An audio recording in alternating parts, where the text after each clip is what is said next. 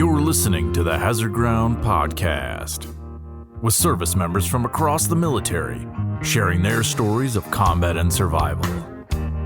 And now, here's your host, Mark Zinno. Welcome into the Hazard Ground Podcast. As always, we appreciate you joining us each and every week. Before we get started with this week's episode, which is a story of real human sacrifice and service, especially during the pandemic. But first, just a few reminders. We are so very close. And I know you guys are probably annoyed by now, but we are so very close to making our announcement. We expect it within the next week, so I know I've been teasing you with it. I know you're probably still wondering what it is, but certainly we don't want to keep you hanging on any longer. Just got to dot some I's and cross some T's before we make everything official. I promise you.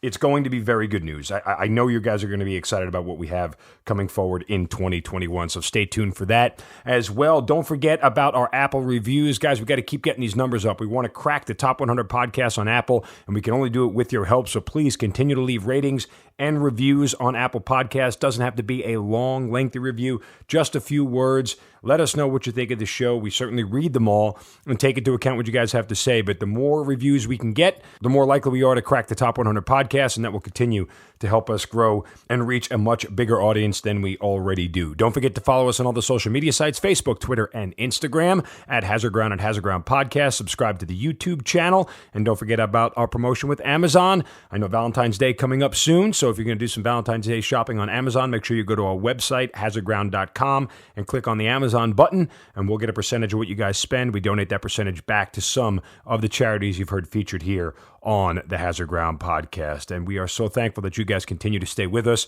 Again, big things expected coming up in 2021. We know you're going to love what we have up on the horizon, as well as this week's episode. Joining us this week on the Hazard Ground Podcast is currently a Marine Corps captain with over 9 years of total service between the active component and the reserves. He has one deployment to Afghanistan. He currently also owns his own personal gym company in California, to which he has a very unique story where during the pandemic, he donated all of his gym equipment to local civilians and the local populace in order to help them with their mental and physical strength. He is Captain Grant Broggi joining us on the Hazard Ground Podcast. Grant, welcome, man. Good to talk to you.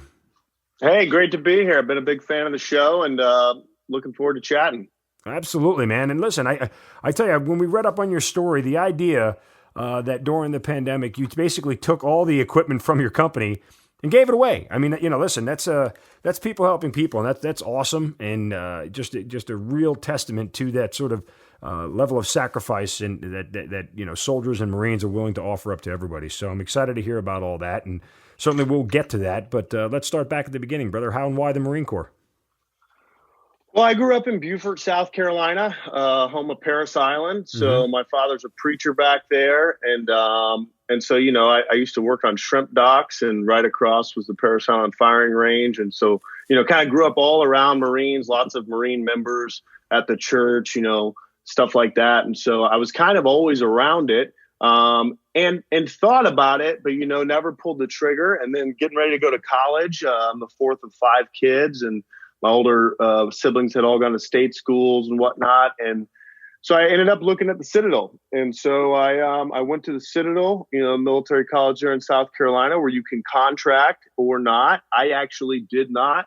Why? Did 4 years. Yeah, well, at the time, a couple people had told me some different things. They said, hey, look, you can do this at any time. If you commit right now, you're locked in. Maybe, your time and development during college will make you want to do something different. And, the Marine Corps will still be here, because I'd always kind of leaned that way if I'd ever gone somewhere. And so I didn't. And I took a job, and then all my buddies, all my classmates were deploying. And I had a good buddy of mine who deployed and hit some IEDs. A couple of his, guys lost limbs and died. And I remember sitting there. I was a project manager for a concrete company, and I thought, I can do this anytime. The time ticks on service. And so I think it was happened to be September 11th, 2011. Went into the OSO office and said, hey, I'm ready. And the captain at the time said, hey, we're going to put on a video for you. And I said, no, I'm good. I'm good. I went to the Citadel. I grew up by Parris Island. I'm ready. And the gunnery sergeant was like, about time, sir. We got someone ready to sign up. And so, yeah, that started the journey. All right, so you end up at the Citadel. You had a background, at least from afar, with the Marines. Are you the type of guy that did a lot of research on it, or were you watching movies or anything like that kind of helped you get some background on it, or is this one of those things where you just kind of went into it blind?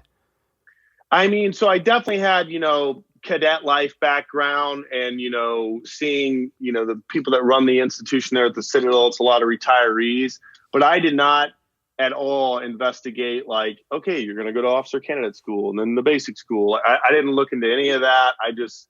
I read Nate Fick's book, One Bullet Away, and I was like, all right, I'm in. And so that was probably all the extent of my research was that book. What was the most surprising about, going through the whole process? I mean, obviously, because you go to the Citadel, you don't have to go to basic training, right? So you're not, right. You're not you're sort of, see, you're like me in that sense. I did the ROTC route, so I never had the basic training experience. But that said, it's a different experience. I think there's value in it, especially from the officer side, in that process and 4 years of sort of ROTC or 4 years of officer training, if you will, in college, sort of prepare you well enough, I think. I mean, depending on where you go and what you do. But again, it's not the same. It's different. Not one's not better than the other. But that said, that experience, how did you feel it prepared you? Well, I think the Citadel definitely prepared me in terms of, some basic military concepts and things like that. But I think your first, question of what was I surprised with, I would say it was, and I think this happens to a lot of officers across every branch, is when you go in, I didn't necessarily think I'm going the officer route to lead Marines. I thought, okay, I have a college degree and now I'm going into the service. And so, this route is better. And when anyone's going in, I think they think, everyone pictures himself as the guy, kicking the door down or whatever the case may be. And I think probably what surprised me was how good in my opinion, the Marine Corps as an institution is at, during that training pipeline, making young officers understand, hey, it's not about you. It's about the Marines or those under you. And, I think that was probably, if I look back to, sitting in South Carolina and deciding to join, that wasn't what I had thought of how it was going to be. That, you're not going to care about your accomplishments and what you get to do. Obviously, anyone in the service, is ready for whatever happens. But, I think that what surprised me was how well the Marine Corps convinced me, that this isn't about you. And I think they do a great job of that. Was there a seminal moment where that really came clear for you, like, whether it was, at the Citadel or in the initial part of training, that, you really start to learn kind of those core values that are so necessary? Yeah, I mean, I really think it's probably the Citadel definitely taught me some of that stuff. I really think it's the Marine Corps, the basic school. I mean, because you go to officer candidate school and, it's just a 10-week physical gut check, little mental stuff going on. And they're already starting to, sprinkle in those topics. But I think it's really the basic school, in my opinion. And, I think the Marine Corps really does a good job at selecting good role models there. And I think it was probably there that I realized, like, oh, this is kind of a different thing. Like, sure, I want to do these MOSs, but what I get's kind of irrelevant. There's some 18-year-old kid somewhere signing a piece of paper that has no idea what he's doing and maybe, trying to escape some life or who knows what it is. And that's who you're really here for. And so, yeah, I think at the basic school was, for me as a person, the most transformative, period of time.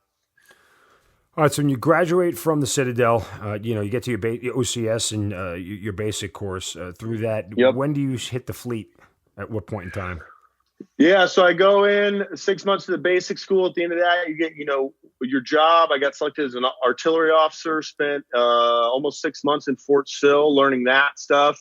And early January 13, something like that. I land out. I get assigned to HIMARS, 5th Battalion, 11th Marines on Camp Pendleton, and become a fire direction officer for rocket artillery. And I remember I checked in, sat down with then Captain Cooley, now Lieutenant Colonel, and I remember I sat down. I'm in my alphas. He lays it out and says, and I think it was 160. In 160 days, we'll be in Afghanistan.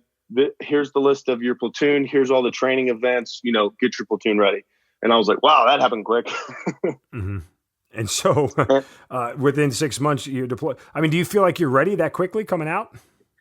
I mean, yeah, I think so. We had a real good team. I was in the battery is called Tango Battery, and yes and no. You have no idea what to expect. So at that point, you asked me before I'd done all the research and how it goes. The answer is no. But as soon as I got in, while I was in TBS, while I was in Fort Sill, I couldn't soak up and read enough material. And so, but as soon as you hit the fleet, you realize, as soon as you see your first staff sergeant, and you've dealt with them the whole time through the training pipeline, but there's that moment that you're like, oh, I'm in charge, and I've someone's told me what to do this whole time, and yes, there's tons of leadership evaluation stuff, but you realize, oh man, this staff sergeant's been deployed 3 times, 2 to Iraq, 1 to Afghanistan. My corporal's been to Afghanistan twice, right? And so you start to definitely think, hey, I'm going to go to Marine Corps principles. I'm going to go to the doctrine and the things they taught me on leadership and war fighting.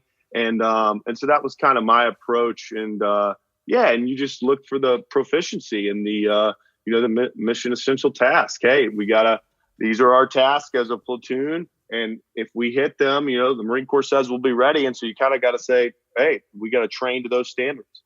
How old are you when you first deploy? Just out of curiosity. Let's see. 20. I was a little bit older because I graduated, worked for 2 years. 25. Okay. Yeah, 25. And part of the reason I asked that is because, I'm thinking about your situation and kind of what I went through. And I can say wholeheartedly, and I don't even have any shame in saying it. Fortunately, I didn't deploy until I was older. I don't know if as a 21, 22-year-old second lieutenant, if they had thrown me in that situation, how I would have performed, if I ever would have performed it well. I'd like to think I would have performed to the same level, but I just don't know. I think that there was a lot more from the military I had to learn, and a lot of hard lessons I had to learn early on in my career. So when you look back on it, do you feel like, the fact that they threw you in this position, mentally you were sort of ready for all that? I mean, I think my only edge was that I had worked a little bit and gone to the Citadel. You know what I mean? So I was a little bit removed from college life and those sort of things. But I mean, looking back, would a couple more years of experience made me better? Absolutely. I remember we deployed with 2 platoons of one of HIMARS, one of cannons. And I remember the cannons platoon commander, he was towards the end about to pin on captain. He'd already deployed once. And I remember we'd go in and sit down with the CO and I'd be like, man, this guy's got it like all figured out. And then I would stop and think about it and be like, okay, well, he's already done this before. He's got more experience. But I think that's the nature of the service, is that, they expect people to do, when they're called upon to respond and lead or, act or, depending on what their job is. But yeah, no, there was tons of stuff that I was in no way ready for. And there were some things, where I think, yeah, sure, the background helped a little bit. I think age is the biggest key factor. My little brother just finished OCS. He's going in as a JAG. He's 26 now, 27. And, I told him, I said, the best thing that you have going on is 27 years of life experience. Yeah. Because that just helps so much. Yeah. And again, I think that life experience is so invaluable. And you go back to, let's think about the men and women we choose to lead into combat, especially those young privates, right? And in the PFCs, like, 18, 19-year-old kids who have none of that experience. And, look, I'm in my 40s now, my early 40s, so I can say this with a lot of veracity, but it doesn't seem like, to a 40-year-old, the difference between a 19-year-old and a 25-year-old is squat. But the difference between a 25-year-old to a 19-year-old is miles of experience, right? Like, you think you've experienced so much more of life. A 19-year-old is just a kid. Well, yeah, to a guy who's 40, a 25-year-old generally is still a kid. But, for those guys that you're choosing to lead into combat, those guys and gals you're taking into combat, the lack of experience that they have, how much they genuinely depend on your leadership in those moments. I don't know if at that time, young 23, 24-year-old lieutenants can really understand that sort of level of responsibility. I don't think until later. Yeah. I don't think until later, because I'm 32 now, and I go, man, I know so much more about life than I did at 30. And I remember turning 30 being like 25, I was a baby, right? But you don't actually know the gravity of what you're doing. What I would tell you honestly is, if I look back at, taking a platoon into Afghanistan to provide artillery support during the wind down, with all these ROEs and all this crazy stuff. I had no idea the gravity of what was actually doing, right? And I'm not saying like, oh, we did like so much amazing stuff. I'm saying to each of those young Marines, because I still, talk to those guys to this day, and they talk about how developmental it was for them. Or I think of my leaders during that time, and my captain at that time, and how much developed I was, and I just don't think until later. But I'll always be amazed by the services, the way we do officers. In the last century, it's kind of amazing, and I guess it works because we keep doing it over and over. Yeah. And I want to get back to your story, but we've just hit on some things that are really resonating with me. One of the things I do now more than anything is I actually take the time to sit down and talk to my junior officers, especially lieutenants, because I look back on it. I wish I had more captains, more majors, more lieutenant colonels who would have sat down and just had a conversation with me one-on-one. And I don't think leaders do enough. I think we're so busy leading sometimes and so busy trying to get missions accomplished and orders out and fragos and things of that nature that we get swallowed up by asking people to do their job, that we forget to do our job in that sense of true leadership and talking to people and finding out who the people you are leading. And I think I would have been much more in tune with the military at a younger age if I had people connect with me on that level. And I think that's some of what you're hinting at. No, yeah, I agree. And I remember, I feel like I was very fortunate, with my first run of kind of leaders that sat me down and did stuff. And I still was so baffled. I'm very structured, I like a structured thing, how it's supposed to work. And I remember learning, hey, you're going to have a platoon commander's notebook. You're going to write down the name of every Marine. You're going to find out their wife's name, their kid's name, whatever. When you get your staff sergeant, within 30 days, you're going to sit them down. You're going to tell them what you expect, all that stuff, initial counselings. And I remember getting my first platoon and sitting down Staff Sergeant Miller, who'd been in for 14 years, and bringing him in. I say, okay, we're going to do our initial counseling.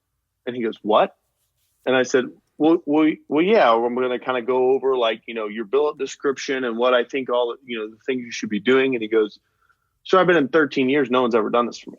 And I thought he was lying. I was like, how is this possible? I was like, is this a joke? They're playing on a lieutenant. And then I remember like the first go through of, staff NCOs and sergeants hearing the same thing over and over again. And I think it's twofold. One, it's as, maybe the captains, the senior company grade guys and the field grades not taking the time. Sure, maybe. I think also like it takes courage, as a young officer to like, what am I supposed to tell, a gunnery sergeant that I expect of him? I just came in here. I'm wondering if I put my rank on right. And so I think it's a mix of those two. But yeah, it's an interesting, I think the development, of young officers is huge. And I look back and have a list of names of, officers I call to this day that I called in written letters to them, just said, hey, like, thanks. I when you sat me down and called me to your office, I thought I was in trouble and like didn't know what was happening. But like I look back and all of those things were very formative. All right, back to your story. So yeah, I got it. You get to the ground at the fleet. They tell you within 6 months you're heading out to Afghanistan. You get to Afghanistan. Yeah. What are you told? Where you're going? What's your mission? Yeah, so we're going to provide artillery fires and, kind of two things. One, base security, Bastion Leatherneck with cannon fires. And then two, the long range stuff. Mainly at that point, ANA, Afghan National Army, had taken over a bunch of the areas with MARSOC support. And so primarily we were, providing rocket artillery in terms of the deeper threat for the soft guys. And it was kind of, we had some exciting times, but in terms of, what you think it's going to be, you read the books and how it plays out. It's, hey, we went in, we had a compound and we set up, 24-hour artillery fires. Artillery doesn't stop. There's no, coming back. It's, hey, anytime there's grunts out there or whoever that needs it, we have to be responsive. And so it looked like to me, 12 hours on, where I'm the FDO and then I swap with the staff sergeant and, we're just providing artillery fires and, we're shooting some rockets, had some really good missions. And so it was interesting though, to watch at that time, it becomes very mechanical kind of clockwork, and it can be very much so in the artillery world. Not always. There's a lot of times, during the push and stuff, where artillery is bounding and stuff. But for rocket artillery, which is this kind of the future, the way the Marine Corps is going, it's like, hey, set up a spot, and I can reach 80 kilometers in any direction. And so, really, what I felt like I needed to do as a young leader was, avoid the complacency, keep Marines engaged. And there's enough things that happened that kind of, made sure that they didn't get complacent, but it was, keeping it going. Hey, if a mission lands, we got to process this thing immediately, all those kind of stuff. And so, yeah. And then at the same time, what I did not expect was like the admin logistical burden. I had no idea that when you deploy, you're going to spend half the time doing that. Because what was the U.S. doing? Retrograding as many people out as possible. So, we're trying to get from, I think there was 9 launchers when we landed, down to 3. We were supposed to turn the lights off. Obviously, we're still there. But, it was an interesting time in terms of that. And so you're trying to get focused on the mission and remember what all these different teams that are out there and providing artillery support. At the same time, you got to do this big logistical, hey, how are we going to get these things back to wherever, so that we can, fly them back to the U.S. And that part kind of took me by surprise. All right. So your first experience in combat, obviously you have none. Obviously, all the training in the world isn't going to simulate what combat is really like. Now, again, it's a little different for artillery officers, and I don't say that as a pejorative, because for sure. You're not necessarily the way the infantry is, facing bullets and gunfire up close, unless, of course, what's really hit the fan. Right. That said, did your Marines talk to you about their combat experience and sort of give you their version of it? Yeah, I think that was kind of constant. I was real lucky to, my launcher chiefs, in a HIMAR artillery platoon, you have your standard layout, but even in cannon artillery, those chiefs are, the pinnacle. Sure, you got a battery guns, you got a platoon sergeant, but it's the 8 guys on the howitzer, or, the 6-man team, including the resupply rocket vehicle for the HIMARS, that gets the tight-knit groups. And all of my chiefs had previously deployed. And so, they would even mentor me along the way of, hey, sir, last year we were here and it was like this. And then, this happened. And so it was pretty interesting. They talked a lot, mentored a lot, and mentored me a lot. I remember I got promoted to first lieutenant while deployed, and I had a corporal and a sergeant promote me. And I remember they couldn't believe it. And I said, hey, I've learned more from you guys about how to fight the enemy than anything else. And sure, all these different officers and people throughout the training pipeline, but this is the real deal. And so, yeah, I think talking open dialogue was huge. What is some of the, biggest challenges for you during this deployment? So sort of in the macro picture. Yeah. I think it was probably, this sounds weird because, it's now 6 or 7 years ago, but connectivity was tough. We had a little hub where you could go get Wi-Fi, and it was trying to keep Marines focused. To me, I was like, hey, everyone, I'm off the grid for 9 months or whatever. But, people coming up with things of, hey, I need to talk to my family about this, and trying to keep Marines focused. And then we had a couple of events, very shortly in, had some rockets hit Leatherneck, not too far from our position, to the point that everyone's in a bunker, and then everyone's like, oh. But I think, and I'm wired a little bit different. I don't know if it's because I'm from South Carolina and grew up working or whatever, but I think what kind of drove the challenge for me was the way I grew up. If you're on the clock for the boss, anytime he looks at you, you're being productive.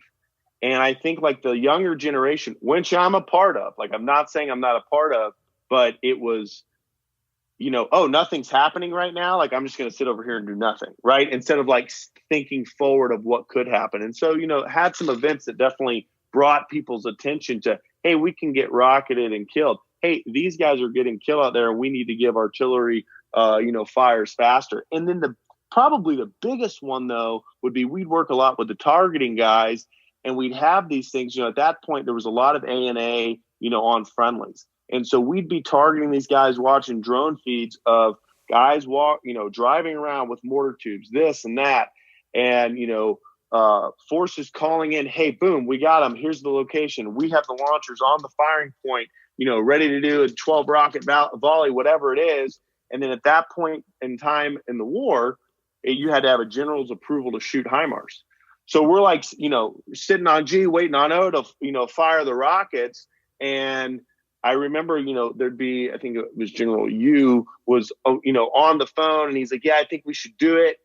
And it's just weird. It's stuff you don't expect. You're like sitting there and it turns out that you're monitoring all this through watching feeds, and then you're on a speakerphone, and there's a general on the line, and then a JAG officer's like, wait, what if they are trying to render aid? And so the thing that we really had to fight was the frustration of the missions we didn't shoot, because, Marines are killers. They came over there to shoot artillery and beat the enemy. And it's like, they'd watch stuff, for weeks, and then we'd have an opportunity to go seize it, and it wouldn't happen. And so that was another thing where Marines would get frustrated. And that's where it's interesting. I don't know that they're thinking about the biggest context, and you're trying to explain it to them constantly of like, hey, this is what happens if we have collateral damage. Hey, this is what happens if, a woman or a child dies and we shoot this mission. But they're like, hey, we're here. We've been watching this. These are the people. That's the point of origin for where they shot the guys over there the other day, and kind of managing that frustration of the stuff that did not happen was probably one of the challenges I did not expect. Did you guys end up losing anybody on that deployment or get anybody injured? We did not. Very fortunate. Yeah. I mean, you come out of a deployment clean like that, and I wonder, when you talk to other guys who weren't so fortunate, what sort of feelings and emotions does it conjure up for you? Yeah, it's interesting because, one of my gunnery instructor at Fort Sill, now Lieutenant Colonel Palka, he recently, I think it's 18 now, went into Syria, and long story short, direct hit on on one of his artillery pieces, and killed the chief and critically wounded a bunch of other ones. And, it's an interesting feeling because when you talk to him, we're very good friends to this day. We served together up in Seal Beach. And, when he thinks of war, it's a completely different thing to him, because it's one of those guys didn't come back. And so, what I always told the Marines is, the service, the Marine Corps, I always talk in Marine terms, but, I include all the branches. It's chance and timing, right? Like, I happened to land and get to deploy right away. We did get to shoot missions and kill the enemy and do stuff. But, had it been 2 years later, it could have been this other thing. And so it's the point is that Marines or servicemen have to be ready to stand up when called upon and do what they do. And so to me, I think if that's the approach you took, hey, did I take care of my men? Were they ready for no matter what happened? That, it's not always tied to someone dying, but it's tied to, the training and that kind of stuff. But yeah, it's an interesting feeling. And, we've lost a couple more from that unit since then. And that's been an interesting thing to deal with because, now later they've died from, whether it's combat or suicide, and that sends, shockwaves back through that group that was tight. And I think that's probably one of the things I'm probably more passionate about with servicemen and keeping up with people and, leadership. Sure, I still wear the uniform in the reserves, but it doesn't end when you take it off because, I just recently had a staff sergeant kill himself and shook me to the core, right? Shook that whole unit. That was my unit in Seal Beach and during COVID. And, those are the things that, sure, there's the wartime, there's the combat, there's the deployment, there's the training for it, all that. You're very focused and everything. But when that ends, that's when I think emotionally for some of these guys, it becomes more difficult. Now, a little bit of a tangent there, but I think you get the point. Yeah. Okay. So, and then how does that deployment end? So we were supposed to bring all the artillery pieces home. And then they went to extend us and had a little bit of an issue there because a lot of guys were going to fall off contract. And again, these were things like where government bureaucracy stuff as a first lieutenant. Now, I had no idea, like, you're deployed. Okay, they want you to stay 3 more months. But 6 guys in the cannon platoon and 4 guys in the HIMARS platoon, if they stay that long, are going to fall off contract. And so to me, it's like, don't you just extend their contract? But no, because this. And so kind of managing that. And so it was like, hey, you're going to stay, you're going to stay, you're going to stay. And then finally they're like, you're not going to stay. And so there ended up being another battery, Sierra, that came, and they came in for, I don't want to cut them short, but like a short duration, I think 60 days. We took a lot of gear home, and they stayed and kind of brought artillery out of Afghanistan. And then we came back to the States, and now it's a whole new set of challenges. And this is probably where I developed, kind of the most in my mind is when I landed in the fleet, there was a mission. Hey, we're going here to provide artillery support for these people and these people. Fire missions need to be down under this time, all this stuff. You land back, and there was no more HIMARS deployments. There was not, the war was winding down. And so, think of who's in the service at that time, not near the same as the 9/11, 2001 guys, but still, people that were signing up and, wanted to go to combat. And so they're like, so now I have this group of guys that deployed 2-3 times, one with me. And they're like, so we're training for another Operation in 29 Palms. Okay. Yeah. And so that becomes the hard part is, I think that's one of the bigger jobs I've learned as an officer, I think, and staff NCOs as well, is, trying to make the bulk of your Marines, which is junior Marines, understand that being ready is half the battle, right? Is staying engaged and all that stuff. So that was a big transition into, kind of how do we, keep the guys engaged in this changing environment? Because before that battalion of HIMARS, it was, Romeo, Sierra, Tango, Papa, or whatever it was, boom, boom, boom, boom, boom, boom. And everyone knew, like, hey, every year I'm deploying. And it was like that for 5-6 years. And so it was definitely a big shift. So you get back, and it ends up being your only deployment through your first 8 years of active duty. Sort of, how does that work out? Well, I think it was interesting. So a couple of things happened on there that's probably worth talking about. Is one of the things was during preparation is, because we'll eventually get to strength training, and I should probably pause and go back to that. I remember going to the field and going on hikes and stuff, training for the deployment, and being baffled at how weak a lot of these 18-year-olds were. Like, I couldn't believe it. They're 5'7", 160 pounds, soaking wet. And I thought, we're going to go to combat like this? And I remember that scaring me. And that's kind of when I started, saying, hey, how can we strength train these guys to get them stronger? And, we started barbell lifting and that sort of stuff. And sometimes during the monotony of, the deployment itself, we build out a little barbell gym, not much, but, enough to squat, press, bench press, deadlift. And that ended up being kind of the thing that kept people engaged. And so then when I came back, I had kind of another thing where I thought, hey, I saw how effective this was for Marines. And now Marines are back in the U.S., no deployment in sight. They don't know what to do. They're drinking heavily. They're going out, they're starting to have issues. And so I started training them on lifting and saying, like, hey, you need to have a focused, thing that it's not just, hey, we're going to get up and run up the hill again. But, yesterday I squatted 350. 2 days from now I'm going to squat 355 and trying to focus that. And so that kind of became a part of, we did a lot of stuff the last 2 years at 511, but that became a big part of, the training is, getting these guys strong and ready. And I kind of thought of it as a legacy, like, hey, I think the Marine Corps gets some physical fitness things wrong. I think they're too, focused on endurance. When I went to combat, we never ran 3 miles, but there was some times that we had to do quick burst of energy and things with strength. And so I kind of thought, like, hey, if I can teach people how to get people stronger, that'll be huge. And then, I went and became the instructor for a reserve unit. Now I'm in the reserve. So I'm the active duty, captain over a reserve thing. And that was a whole new set of problems. And we did some stuff out of there. I went to the Republic of Georgia 6 times, and took a reserve unit over there and to the Transcaucasus for a couple week exercise. And, when you think about it, and I know you're in the reserves now, it's like, oh yeah, another exercise, but all that stuff becomes really important. How do the Marines act? How do they look when they travel? Okay, now you're there with all these different, foreign militaries, so it had its own. I feel, fulfilled for the things that I did. So what made you finally decide to leave the active component? Well, so I'm winding down instructor duty. My initial thought had been, do 4 years, get out.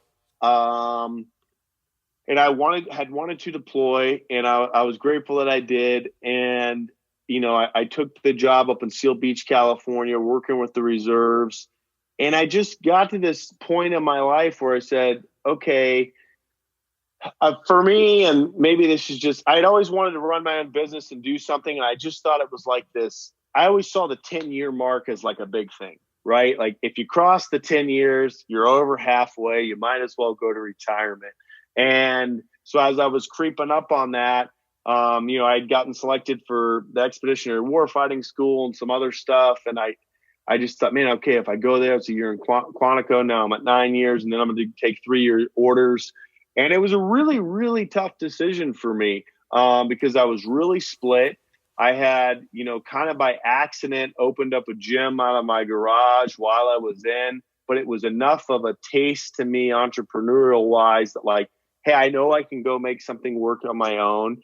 And I was a little bit, there's a little bit of the bureaucracy of the whole thing just grinds on you. And I part of it was I kind of realized like every year you're in my opinion, and you've been in much longer than me, but you're getting further away from being connected to the Marines.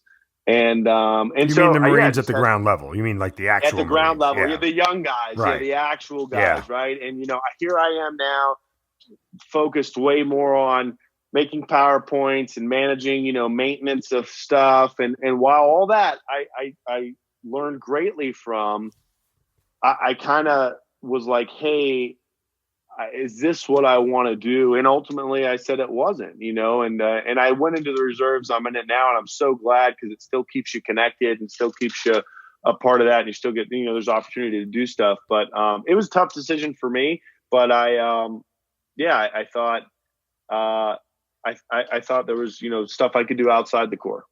And remember, the reserves are great because you get to date the military. You don't have to marry it. Remember That's right. You just get to date them. Yeah. Hey, you're talking to a single guy here. So you make this decision, and you depart the active component. Did you know at that point in time what you wanted to do in the civilian sector? Well, yeah. So I had opened. A guy had approached me about opening a company while I was still in. And he said, hey, you have I'm something called a starting strength coach. It's a certain certification by a guy named Mark Ripito. There's not a lot of them. I was listed on their website at the time.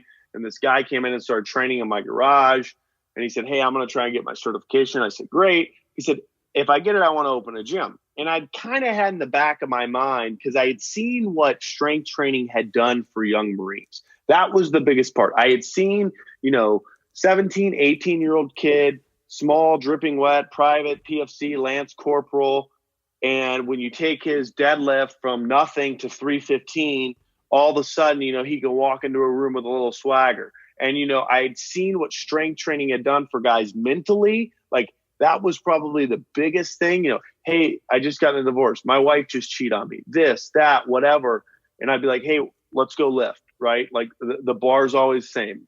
200 pounds always weighs 200 pounds, as Henry Rollins says, right? Like, everything's the same. And I had seen what that had done. And so in the back of my mind, I thought, if I leave the service, the general public needs this. They need something kind of that's not a fad. It's not 6 weeks to 6-pack abs. It's you need to learn how to do something hard, because if you can do something hard, then when life throws you, I don't know, a coronavirus, you won't freak out, right? And so that was kind of my approach. So back up, he said, if I pass, I want to open a gym. I said, great. I'm in the Marine Corps, bro. I could be gone at any point.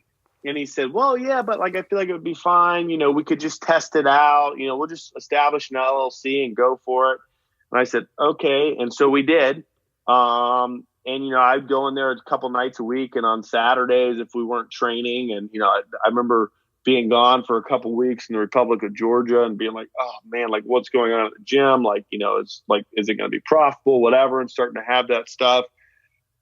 And then about 6 months in, he said, hey, I want to go back to the tech life. I'm out. And so, which ended up being one of the greater things that happened to me. But here I am now. Okay, I own a gym.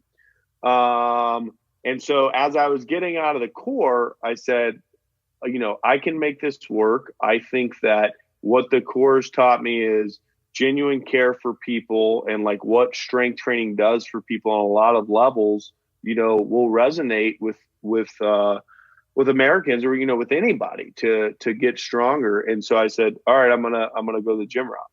Interesting. I mean, it's sort of a bold move for you at that point in time. And it's not exactly a lucrative field, I mean, did you feel... Well, okay, go ahead.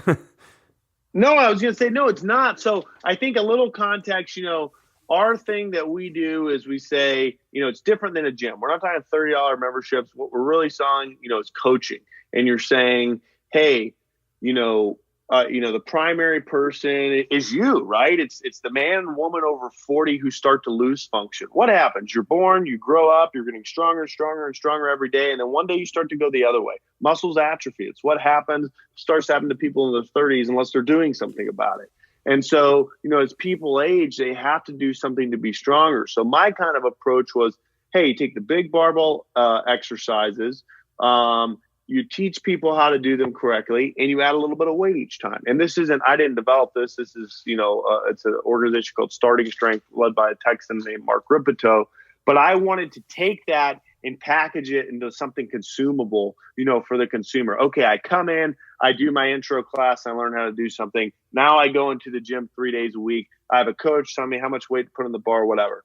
And I also developed a very high touch, high dollar, a membership, is $375 a month in my gyms in California. It's like $30 a session. And we'll talk about how COVID, played into all this, but it was very people who know they need to be stronger. Their doctor tells them whatever, that they need to do it, and are willing to pay that. And they appreciate the professional advice. And I did see it as lucrative, and we'll talk about this too. But I thought, hey, you can make like a little micro gym focused on a local area where you have a tight knit group of people that care about strength, and then you scale that, right? And you make 20 gyms. That was initially what I thought. And so, I made 2 very quickly. And that was, it was kind of twofold. It was one, I did think as a businessman, I could make it work. I also thought it was very important. I got my parents lifting around that time, and I thought, my mom and dad, they had 13 grandkids, and they're in their 60s. I'm like, you can't just like get old and then be the mom, the grandma, the walker, and then you fall and break your hip, and then you get the flu and you die, right? You have to be strong. And so I was very passionate about kind of what we were doing.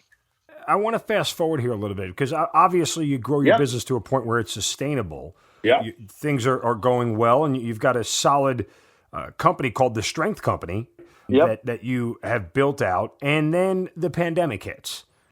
And so you've been at this for a couple of years, right? Like, how many years were you in business when the pandemic hit? About 2.5, 3 years. So we started in July of 16. Okay. So July of 16, and I'll be honest with you, when I first opened, I'm in there, I'm doing all the sweat. So like, yeah, it's making money, but like, I'm not paying myself, right? I'm transitioning out of the Marine Corps, it's working. And I say, hey, if this is going to work, I got to open gym 2. I hire 1, 2, 3, 4, 5, 6 employees. We got 2 gyms open. And, we just kind of start to turn the corner at the end of 2019, where what I thought it could do financially, hey, I got coaches that are making decent money. The gym can kick it off. I can do okay. We'd finally turned it. And this is after, sweating bullets for months, trying to convince people to do this.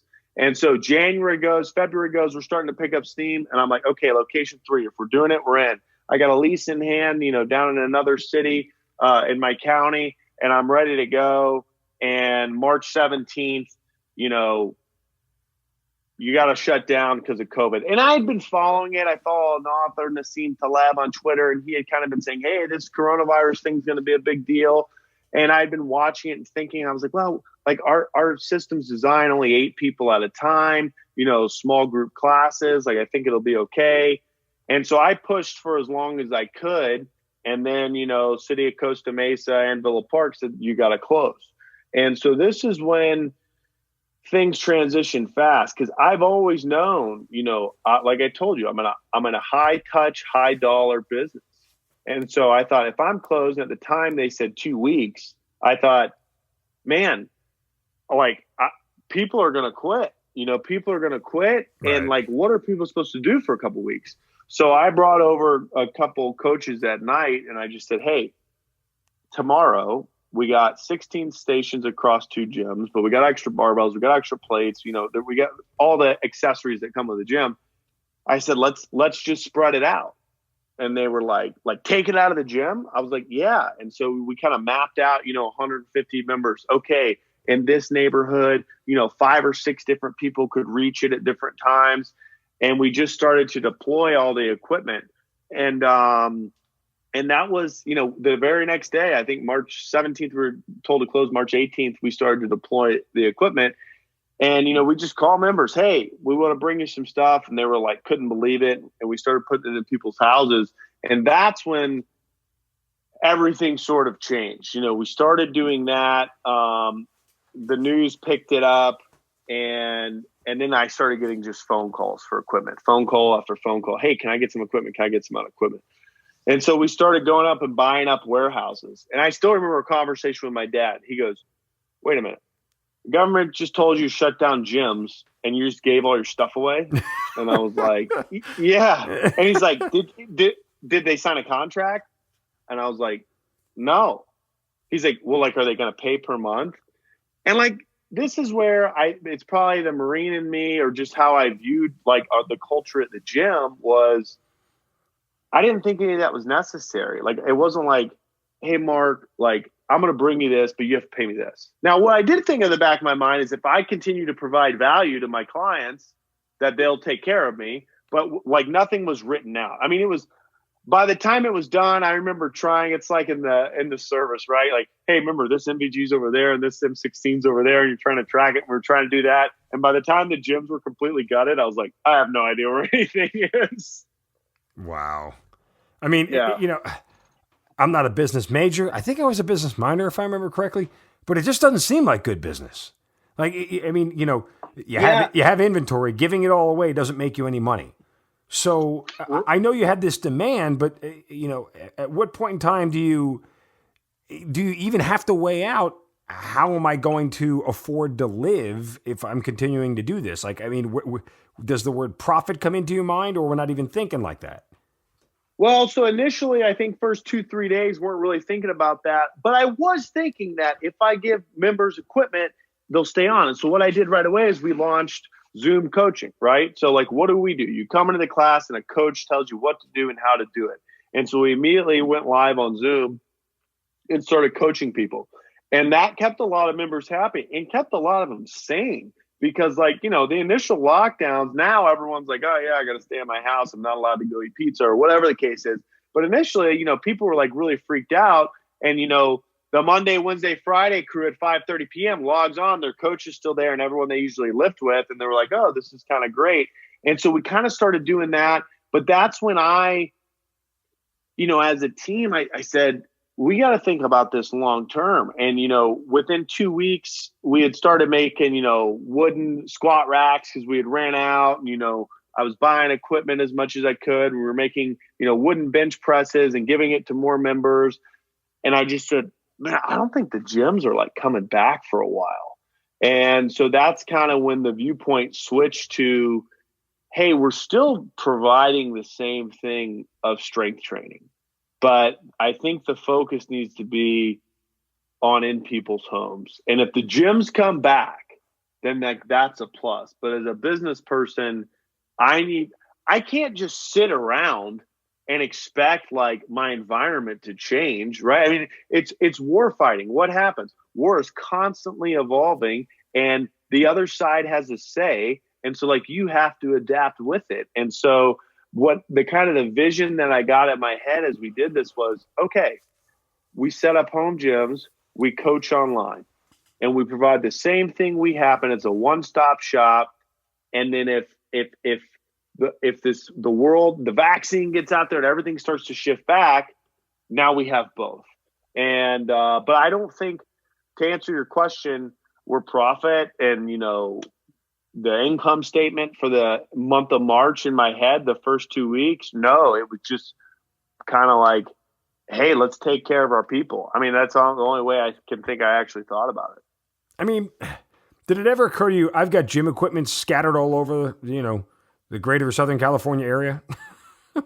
Yeah, no, I did, because I was thinking, how do I do this? And I remember at one point taking all the addresses we had it and plotting it, and we were like LA to San Diego. Yeah. Like I didn't even know how I did it happen. And I got a map chip that I made, and it's like looking at troops on a map board, and I was like, oh my gosh. And everyone would say to me exactly what you said. What are you going to do when you would try to open the gyms? I go, honestly, I feel like I'm going to drop into, Slack to all my members, because we've always used it at the gym. Hey, I need my stuff back. I was like, I think it's going to show up. And that's what ended up happening. Memorial Day, I kind of said, they had opened up outdoor. I forget the restriction at that point. And I looked at, what was happening, and I said, I got to open back up. If I don't open back up, I'll never open back up. And so we built back out the 2 gyms right around Memorial Day. I mean, obviously California is pretty restrictive, and we did a lot of stuff. We took the windows out of the front of the gym and installed these big barn doors that open up so there's airflow. And I think for what should be talked about is it's the mindset of, I'm responsible for my employees and my members, and we have to adapt. And that was the greatest stressor on me, was the employees, right? I mean, that's what I thought about. And sure, you get PPP, but I'm a brand new growing company, right? So I started 2019 with 1 employee, or 2 employees. I finished it with 10. And what do? They take the average of 12 months and then give you your PPP. So what did my PPP do for me in March of 2020? Well, it covered 1 payroll, right? Which was great. I'm grateful for it, but you have to think beyond that. And I think that's where kind of some of the stuff that the Marine Corps taught me of, constant evolving, kind of paid. So as this is going on, I mean, obviously, you're helping people, right? You're enriching people's lives, and you're doing all that. Do you ever start to tune into WIIFM? You know what that is? What's in it for me? With them? What's in it for me? Yeah, for sure. I mean, I think everyone was so grateful. They thanked me, this and that. And then I think, 2 to 3 months in, and I don't blame a single one of them. I get it. But the gym's still closed. Maybe they're not doing the live online coaching, and the emails just start to trickle in. Hey, Grant, I've been paying, but, this happened to me. I can't. Hey, I haven't been in the gym in 2 months. Turn off my membership. And I mean, we went from 150 members across 2 locations to 60. And I mean, just bam, there goes, all the revenue. And yeah, and everyone very grateful, and don't hold it against a single person, right? I totally get it. I understand. It's you have this car payment, and then all of a sudden you lose access to the car. Why are you going to keep paying for that? But yeah, that's when it became very stressful. And about that time, the problem became that I couldn't get equipment, because what I thought was, if I can get equipment to my people, I can retain them. But who was quitting was people that I couldn't get stuff to because there wasn't any. So what was happening? Everyone sold out. Why? No imports are coming from China. The whole thing's, messed up. I've always been kind of a made in USA guy, but it hit home because of the impacts that it had on me. And I was like, hey, we're just going to make it. And I remember going to a foundry here in Costa Mesa. and going in there. And I said, hey, we had already started buying steel and welding squat racks together. And at the time you could still find barbells. And the tough thing was the plates. And I went in there and I said, hey, I want to design a plate, blah, blah. And he was like, workout gear? And I said, yeah. I said, so like, this is what I do around these gyms. This is what we make. We'd probably already made a couple hundred squat racks at the time. And he goes, this is a foundry. We're not making workout gear. And I was like, okay. And the guy was real dismissive and I left. And so I started calling some different foundries and I just kind of got blown off. And then I went to the largest one in the U.S., Wapaka Foundry in Wisconsin. And there wasn't a number you could call. So I fill out like the contact form. And I get a call the next day from, a salesman, Kevin. I've probably talked to him every single day since. And I said, hey, they're like, this is what we've been doing. This is my company. Like, we want to do this. And, at the time we kind of went forward. I gave him the design. I had another Marine buddy, reservist buddy here who had a deployment delayed. So he was living at my house, but he happened to do CAD. And I said, hey, this is how the plates need to be. Like, we designed this thing, we send it over, and he sends it back. And long story short, like, to get started, it's like $150K. And I'm like, I've just lost all my members. Like revenue just took a huge hit. I'm not laughing at you. I'm just sort of chuckling at the whole situation. Right. Like, revenue just took a huge hit. The news is getting bleaker by the day in terms of the hope of gyms opening. I can't buy steel and cut it and manufacture it at scale by welding squat racks, but there's no plates. Yeah, I'm going to refi my house and take a bunch of money out. And so that's what I did. And wow. There was a couple months there that you just don't sleep, right? Because you come down to every end. Because, when you start a business anyway, you're personally guaranteed. So it's like everywhere you look, hey, I'm 3 years into these leases. And so but I just thought what we were selling, which wasn't equipment and wasn't gyms, but was strength. I thought, okay, if gyms are not allowed to be open for who knows how long, then gym equipment is going to go up, because even if they don't want coaching and that stuff, people aren't just going to stop working out. And I knew that based off the feedback we were getting from all the stuff we were doing. Hey, I can't believe you brought me a barbell and 245s. Literally has saved my life during all this, right? I mean, that was constant.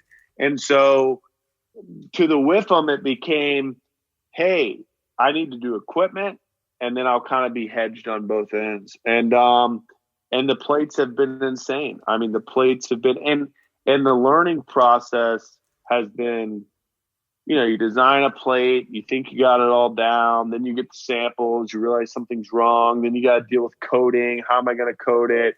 It's just, I never thought I'd be in the online retail business, but it's definitely blown my mind. I mean, you want to talk about risk. Business owners who are listening to this certainly understand this, right? Because it's not a risk that I can comprehend. You ask me to take a risk in combat, it's almost easier. I get the pluses and minuses. I get the good and the bad. I can weigh it all out in my head. And even at that, feeling like, hey, I'm better than the enemy, theoretically I should come out on top on this one. But to refi your house and put everything you own on the line for this, what's that experience like compared to combat? Adrenaline rush, complete fear? Is it nausea? All of the above? What are we talking here? So I think, at first it's a little bit manic, right? You kind of get pumped up and you're going to do it. But I think the best way to put this and you'll relate to, so I had a buddy of mine, and I was calling him. I was like, dude, oh man, I just refied the house. All the money's out there. I don't know if I can even pay rent at this gym over here. And I'm kind of explaining him the whole thing.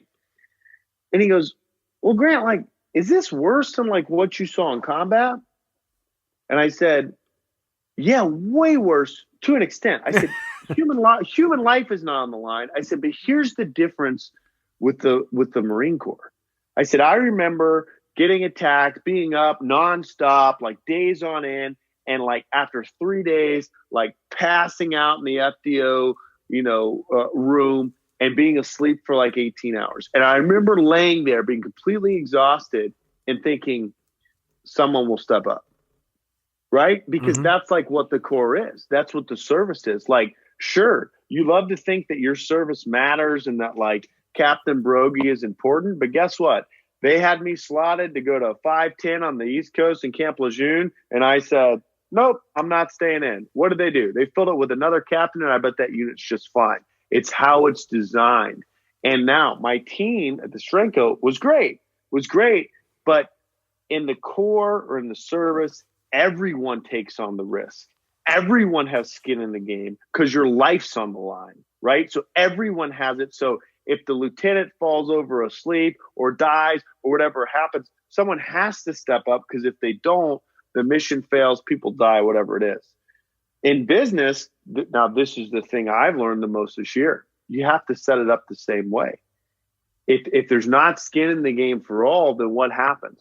You got Grant Broggi sweating bullets going, oh man, how am I going to make this work? And so that's how I kind of correlate those things with risk. And then also, I mean, it's turned out on the equipment side of the house, the gym business is still not good. On the equipment side of the house, it's turned out well for us, but it's, you have to be willing to make that decision, and you have to make it fast, right? Because by the time you call the foundry and go through all of it, and I won't bore you with the details, but from the time I called them in April, I didn't have a product until September.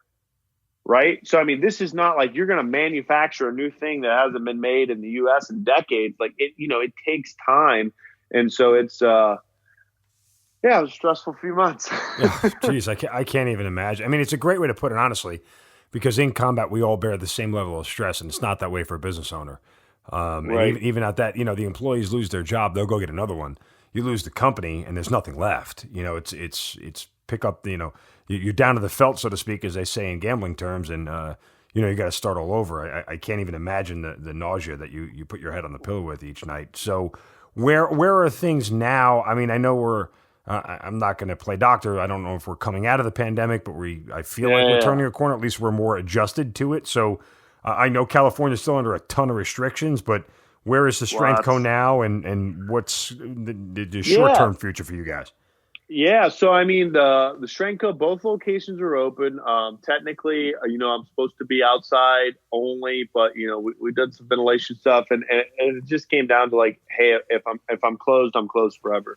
So we got both gyms open, and we're climbing back. People are slowly coming back, but California is definitely on a everyone's getting it right now, right? Like everyone's getting it, and so it's the thing that we're all kind of used to now is, hey, I was around this person who's exposed to that person, so I can't come in for 2 weeks. But what we're seeing is people are coming back, and when stuff's happening, hiccups are coming, they're saying, hey, I have COVID or this, and, I'll be back in 2 weeks. So the gyms are on the rise slowly, and I don't know how that stays, or if that stays forever, but I'm optimistic about the gyms. And, we've kind of built out a whole equipment line over the years, So, we make barbells, we make plates, we make the squat rack, we make the bench. We basically make everything that I kind of believe you need in for survival. And it's interesting, so we kind of hit our stride maybe the last month or two. And I felt like, oh man, things are really good. I can limp the gyms along. They'll eventually come back. I'm optimistic like you. Things are about to turn the corner. Americans are going to get back to normal. And then I'll have both of these new things. And then what happened?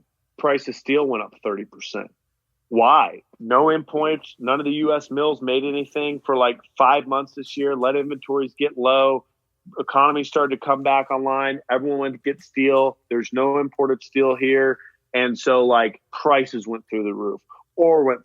Now, I'm still optimistic, but this is what I've learned the most, being on the end of manufacturing and made in the USA. Everyone likes to say that, right? Probably most people that listen to the podcast are like, yeah, made in the USA. Then they go to check out and they're like, why is this so much more expensive?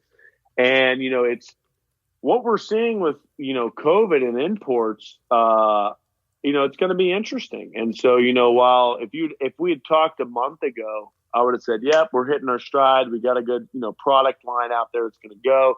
And I'm still optimistic. I still think we're hitting our stride, but I don't know what it means. The uncertainty, it's unpredictable. It's back to war fighting. It's ever changing, right? As soon as you think you have the upper hand on the enemy, hey, guess what? They got to vote too. And, in this case, is the enemy COVID? Is it business and consumer? I don't care how you put it, but what you have to understand is if you're trying to, make something work, to trying to achieve the mission, the other side is making moves against you. And so it's, I think overall right now we're in a good spot. I'm optimistic as we go forward. We've ramped up production. We're getting ready to open up a fulfillment center in Georgia. And these are things that are crazy, right? If you had told me January 1st, 2020, Grant, in January 2021, you're going to be talking to Mark Zeno about your experience and you're about to open up a fulfillment center in Georgia in which you're going to take weights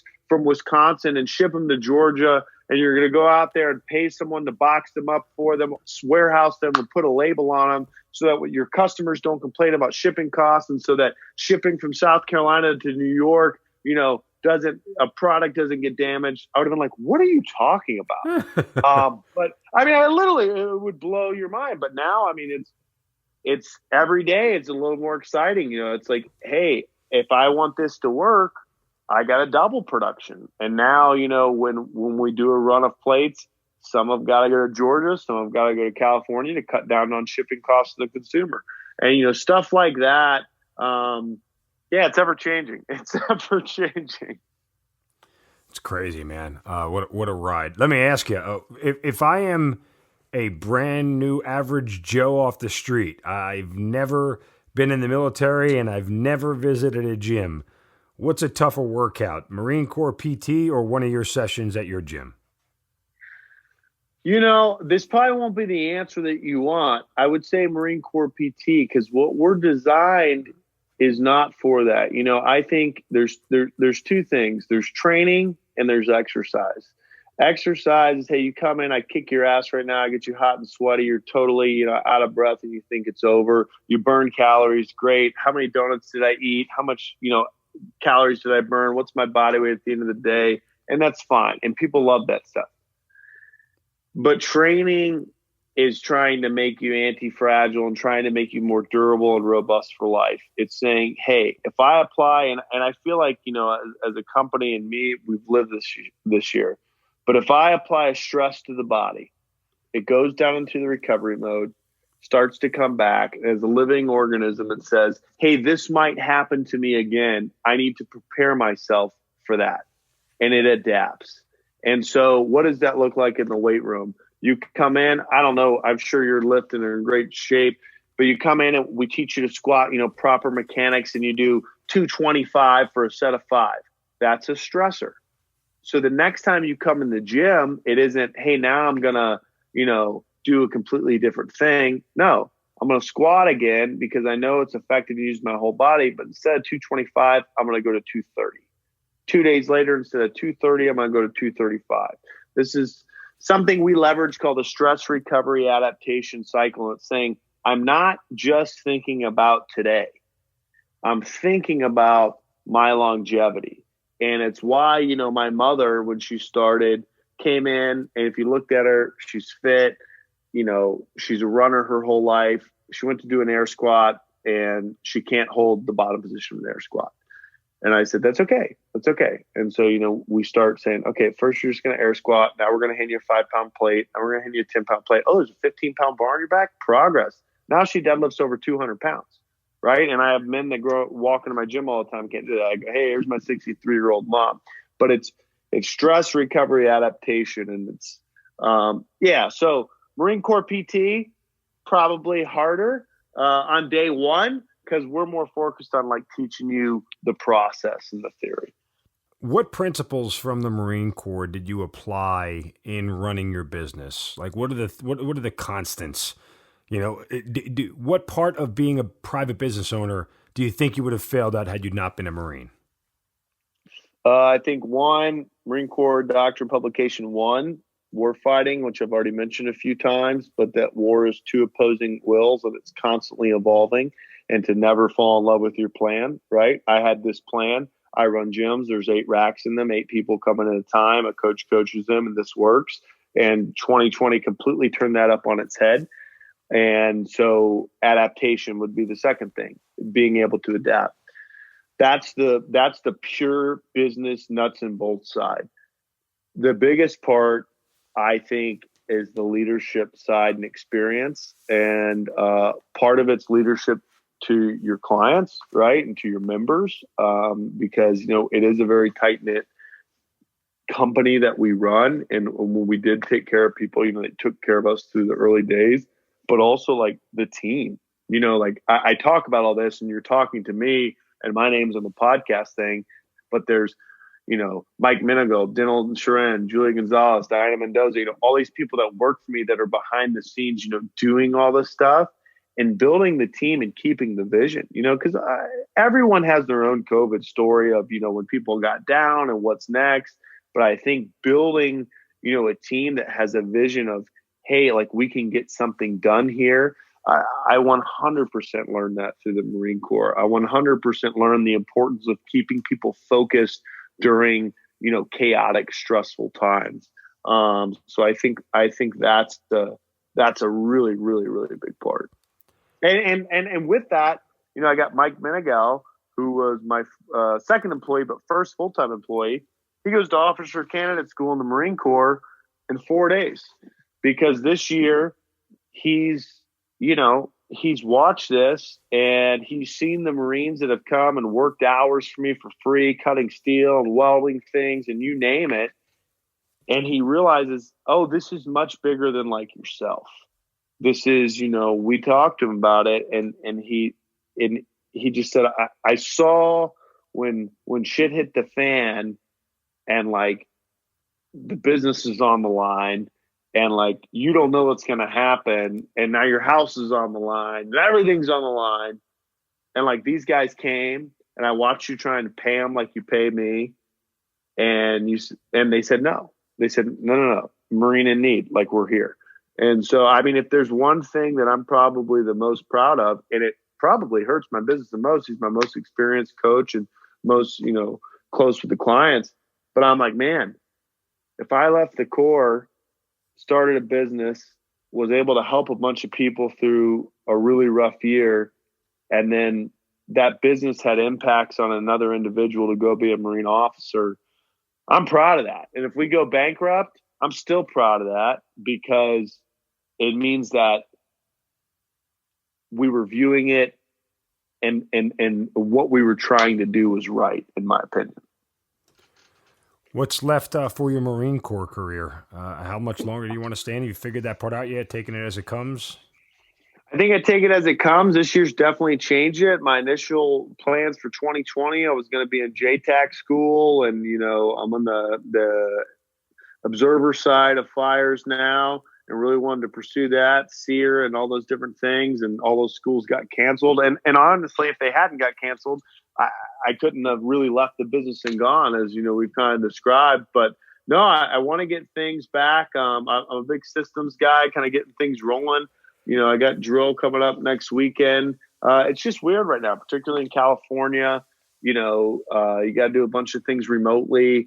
My first year in the reserves is not what I thought it was. My first year in the reserves, I've done one in-person drill. And everything else, I've been in now 12 months, everything else has been, remote or virtual. But no, I'd like to stay as long as I can. I'd like to stay in for the full run. I'd like to get another deployment in. I'd like to get to JTAC school and do that side of the house. So yeah, I'm excited and optimistic about that. Well, look, wish you nothing but best of luck as far as what the Marine Corps is going to have for you in the future. But certainly your personal business, I sincerely hope it continues to grow and succeed beyond all of your wildest imaginations. Check them out online. It's thestrength.co, thestrength.co. And just take a look at the the pictures and the articles and everything that's been written about the gym and all the work that you've done. And of course, they can reach out to you and contact you. And again, you're branching out here into Georgia. So that's right. You're going nationwide here soon, brother. Yeah, no, it's awesome. I appreciate you having us on. I love what you guys do, and it's been great. Well, Grant, again, I wish you nothing but the best of luck going forward. Thank you for taking your time to share your story and reach people and inspire people just to get in shape. I think that's the other part of this whole thing. We talk about inspiration from the military side of things, but the post-military life and the inspiration you're providing there to the people that you're reaching on a daily basis is something that we can't underscore, because even though they're not wearing a uniform and they are not following your orders, so to speak, you're still leading them every day, and I think that's super important. Yeah, appreciate it, man. Appreciate it. All right, Grant Broggi, thanks for being part of the Hazard Ground, man. Awesome to be here. You've been listening to the Hazard Ground Podcast, hosted by Mark Zinno. If you have an interesting story to tell and you'd like to be on the show, send us an email at producer@hazardground.com. And if you like the show, don't forget to subscribe, rate, and review on Apple Podcasts. Thanks for listening. We'll see you next time.